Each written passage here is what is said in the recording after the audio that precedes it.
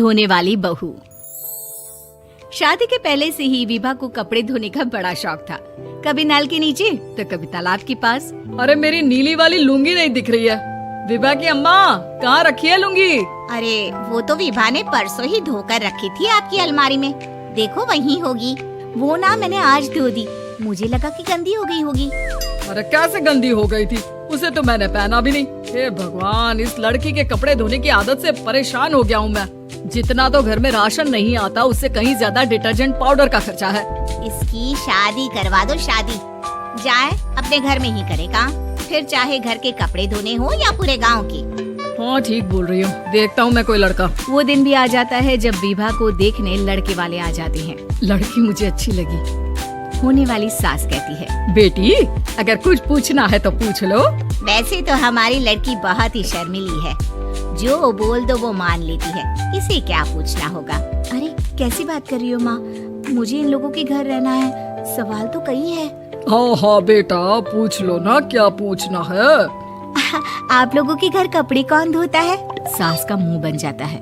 देखो, अगर तुम ये कहना चाहती हो कि तुम्हें कपड़े धोने नहीं आते तो सुन लो, कपड़े मैं ही धोती हूँ, लेकिन तुम्हारे आ जाने के बाद मैं रुमाल तक नहीं धोऊंगी। अरे चुप रहना भाग्यवान, बहू बेचारी घर आई नहीं, उसे डराना शुरू कर दिया। वो क्या है ना बिटिया, अभी तक तो ये कल्लू की माँ ही धोती थी, लेकिन अब तुम्हारे पापा तो दहेज में वॉशिंग मशीन देंगे ही। तभी विभा की माँ बोल पड़ती है, सवाल भी पूछा तो क्या। वैसे भाई साहब, मशीन की तो फिर भी कपड़े धोने की कैपेसिटी होती है, मतलब जो बिटिया दे रहे हैं ना विभा, इसे कपड़े धोने का बहुत शौक है। ये आप लोगों के क्या, आस पड़ोस गांव मोहल्ले सबके कपड़े धो दे और उफ तक ना करे। बाहर देखा नहीं आपने कितने कपड़े सूख रहे हैं? सब हमारी बिटिया ने ही तो धोए हैं। बस भी करो ना माँ, शर्म आ रही इतनी तारीफ सुनकर। और तो और एक दाग निकाल कर दिखाओ तो मान जाऊँ। हाँ अच्छा अच्छा, माफ करना बेटा, मैंने गलत समझा। हमें तो रिश्ता बहुत पसंद है। और ऐसे जुड़ जाता है रिश्ता कपड़े धोने का शौक रखने वाली विभा का। उसकी शादी हो जाती है कोयला फैक्ट्री में काम करने वाले कल्लू के साथ। शादी के बाद अचानक विभा चिल्लाती हुई सास के पास आती है। सासू माँ, अरे सासू माँ कहाँ है आप? ये तो धोखा है, धोखा दिया आप लोगों ने मुझे। इसे ससुर के चक्कर के बारे में पता चल गया। अरे तो उसमें तुझे क्यों धोखा मिला है? अरे नल में पानी नहीं आता, कपड़े कैसे कब धुलेंगे? अच्छा अच्छा, तू पानी नहीं आ रहा उसकी बात कर रही है? तो आपने क्या सोचा? कुछ नहीं। अच्छा, तेरी माँ ने कहा था कि कपड़े धोने का शौक है, तुझे याद आया मुझे। शौक शौक बोलकर कपड़े धोने वाले मेरे जुनून को कम ना आके सासू माँ, कपड़ा धोना मेरा गुरूर है। तभी पति भी वहाँ आ जाता है।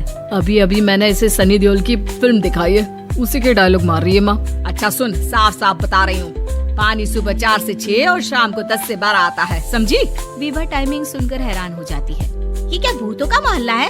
सुबह 4 बजे उठकर कौन कपड़े धोता है? 4 बजे टंकी में पानी जाता है, फिर सारा दिन धोना ना, किसने मना किया? अरे कैसी बात कर रही है? 200 लीटर की टंकी में कितने कपड़े धो लूंगी मैं? सुबह ही उठ जाऊंगी मैं। अब क्या था, विभा सुबह 4 से लेकर रात के 12 बजे तक कपड़े ही धोती रहती। एक रोज सास पड़ोस से निकलकर कहीं जा रही होती है कि साथ वाली कहती है, हाँ कल्लू की माँ, जरा ये बताओ कि 2 साड़ी है, 2 ब्लाउज और एक पेटीकोट और एक नाड़े वाला लंबा कच्छा। हाँ तो? अरे तो क्या, कितना लोगी धुलाई ये बताओ। धोबन दिख रहे हैं हम क्या? हमारे पति सरकारी नौकरी से अभी अभी रिटायर हुए हैं और बेटा सुपरवाइजर है कोयला फैक्ट्री में। धोबन समझ रखा है हमें। हाय रे कल्लू की अम्मा, माफ कर दो, वो तो मोहल्ले में यही सब बता रहे थे कि तुमने बहू को कपड़ा धुलवाने के काम में लगा दिया है। सास को पड़ोसन की बात सुनकर गुस्सा आ जाता है। वो घर पहुंचती है जहां घर के बाहर ही इतने सारे कपड़े सूख रहे होते हैं जितने कि किसी धोबन के घर पर। अरे ओ कल्लू की दुल्हन, बाहर निकल। माँ जी यहीं आ जाओ, बाथरूम में चादर धो रहे हैं हम। अरे अभी हम धोते हैं, तुमको बाहर निकलो। ये आस पड़ोस वाले बोल रहे हैं कि हम बहू से कपड़े धुलवा धुलवा कर उसे कपड़ा धोने वाली बना दिए हैं। अरे छोड़ो ना माँ जी, किन लोगों की बातों में आती हो? आस पास के लोगों का तो काम ही होता है कि वो किसी तरह सास बहू को लड़ा दे। बहू सारे घर के कपड़े धोती है, ये क्या कम है? बोलिए। सास को भी लग जाता है कि वो बहू का ये सनकीपन नहीं छुड़वा सकती, इससे अच्छा है कि खुद ही चुप हो जाए। एक रोज सास और बहू मंदिर जाते हैं, जहाँ सास की साड़ी वहाँ खड़ी भीख मांगने वाली से मिलती है। माँ जी क्या बात है? आप आपकी साड़ी उस भिखारन से कितनी मिल रही है ना? हाँ हाँ देखो तो दोनों की साड़ी मिल रही है। क्या बात है कल्लू की अम्मा, तुम खुद को तो अफसर की बीवी बताती हो और ऐसी सिंपल सी प्लेन साड़ी पहनकर घूमती हो। सिंपल और प्लेन नहीं है ये साड़ी। तो क्या सोने के धागे से फूल बने हैं? कुछ भी सासू माँ, कुछ भी। हाँ बने थे इस साड़ी में सोने के धागे से फूल। मेरे पति लेकर आए थे मद्रास से स्पेशली मेरे लिए 10,000 की। ताहे भाई साहब इस भिखारन के लिए भी सेम टू सेम साड़ी लेकर आए होंगे 10,000 की। सास उस वक्त तो कुछ नहीं कहती, लेकिन बहू के साथ घर आती है और अलमारी से एल्बम निकाल कर लाती है। ये साड़ी देख रही है, ये वही साड़ी है जिसे मैंने अभी पहना था। इस साड़ी में ये जो चमकदार फूल दिख रहे हैं ना, ये सोने के धागों से काढ़े गए हैं। लेकिन तू लोकल वॉशिंग मशीन ब्रश से घिस घिस कर सारे फूलों को निकाल कर साड़ी प्लेन कर दी।